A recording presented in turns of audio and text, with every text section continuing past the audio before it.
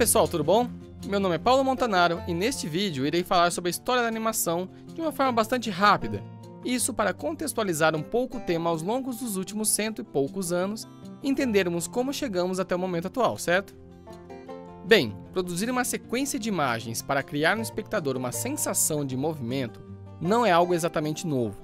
Do thaumatrope ao teatro óptico, dentre outras inovações tecnológicas do século XIX, a humanidade sempre se interessou em dar vida animada a figuras, fotos e ilustrações.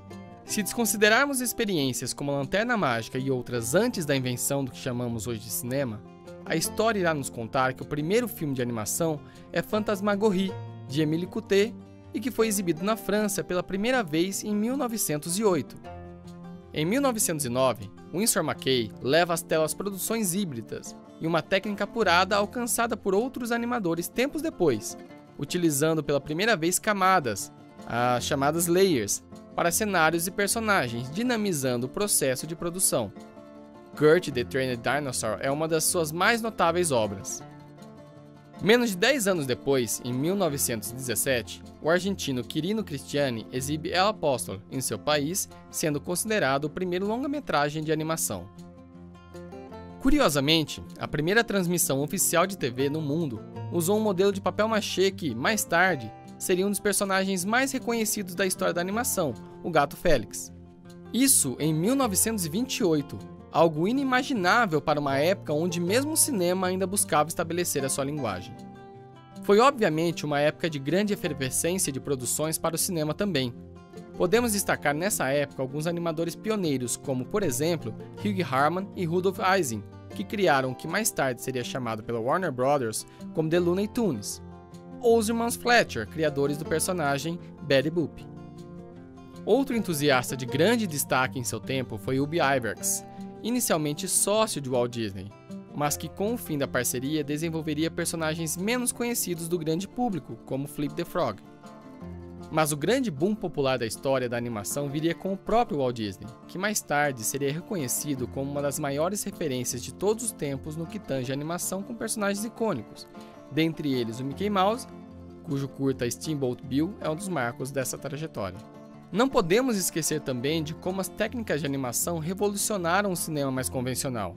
Se hoje temos a tal da computação gráfica invadindo os efeitos visuais dos filmes de pequeno ou grande orçamento, a técnica de stop motion era uma grande aliada do cinema fantástico e provavelmente o maior símbolo disso seria King Kong, de 1933. Em uma época onde o cinema de animação já ganhava notoriedade e mercado com a exibição de curtas, Disney encontrou nas animações de longa-metragem seu diferencial, ainda que não tenha deixado seus personagens icônicos de lado.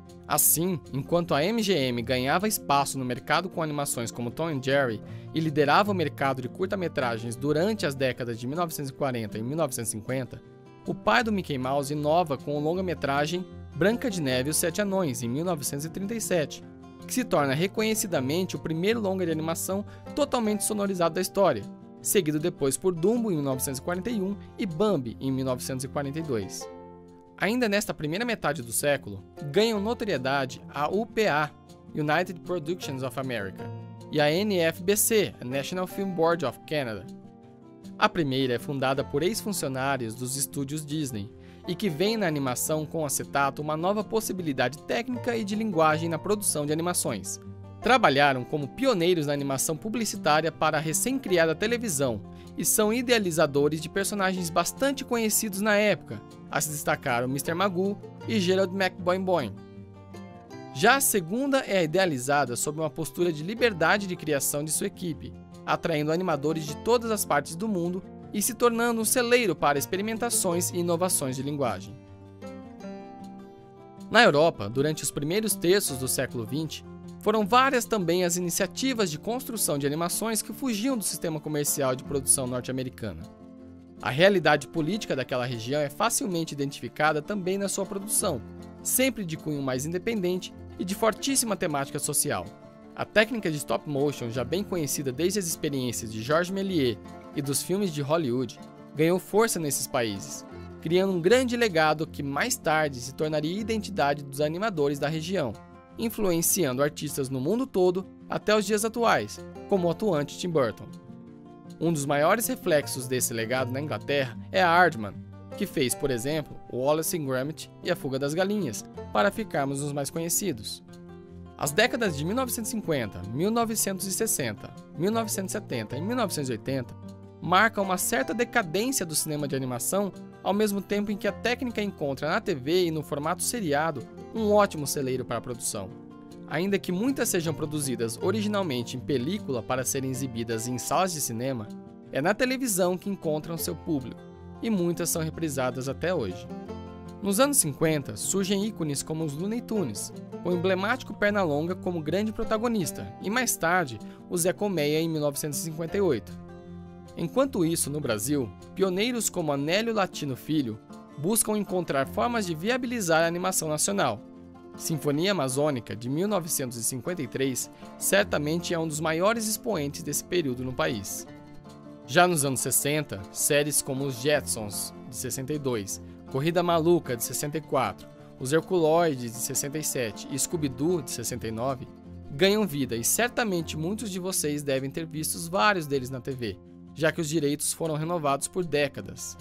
Nos anos 70 e 80, vemos surgirem animações como Bicudo Lobisomem, em 78, Os Smurfs, em 81, He-Man e Caverna do Dragão, em 83, She-Ra, em 85, Cavalo de Fogo, em 86 e DuckTales, em 87, só para ficarem alguns dos mais conhecidos, inclusive aqui no Brasil, onde passaram por muito tempo. Percebam que em termos técnicos e mesmo estéticos, a produção de massa nesse período pouco ou nada mudou. Há uma acomodação nas produções do período como produtos similares entre si, que buscavam o mesmo mercado e disputavam o mesmo público. Mas essa história não termina aqui. As décadas seguintes reservariam algumas das maiores revoluções da história do audiovisual. Então, a gente se vê na segunda parte desse resumão. Até mais!